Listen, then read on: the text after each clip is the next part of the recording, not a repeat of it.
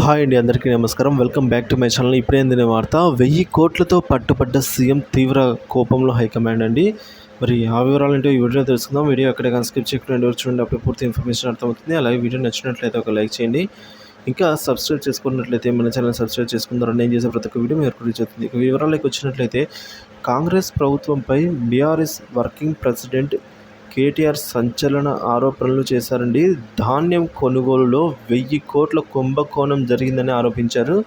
ఇందులో ఢిల్లీ పెద్ద వ్యక్తులకు ప్రమేయం అనేది వెలుగులోకి వచ్చింది అని చెప్తున్నారు. సో కేటీఆర్ మీడియాతో మాట్లాడుతూ సన్నబియ్యం కొనుగోలులో కుంభకోణం జరిగిందని అన్నారు. దీనిపై ముఖ్యమంత్రి నోరు మెదపడమే లేదని, ప్రభుత్వ మంత్రులు మాట్లాడటం లేదని మండిపడ్డారు. బీఆర్ఎస్ అంటే స్కీములు, కాంగ్రెస్ అంటే స్కాములు అని అన్నారు ఆయన.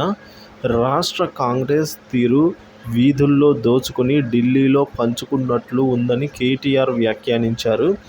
రైతులు ఆందోళనలు చేస్తూ ఉన్న ప్రభుత్వ ధాన్య కొనుగోలు చేయడం లేదని, అలాగే ప్రభుత్వం ధాన్యం కొనుగోలు చేయడం లేదని, కాంగ్రెస్ ప్రభుత్వం ఖజానాను లూటీ చేస్తుందని ఆరోపించారు. అధికారంలోకి వచ్చిన 50 రోజుల్లోనే రాష్ట్రాన్ని భారీ కుంభకోణంతో దోచుకున్నారని కేటీఆర్ అన్నారు. ధాన్యం కుంభకోణం జెట్ స్పీడ్లో జరిగిందని అయితే ఆయన ఆరోపించారు. ఈ సందర్భంగా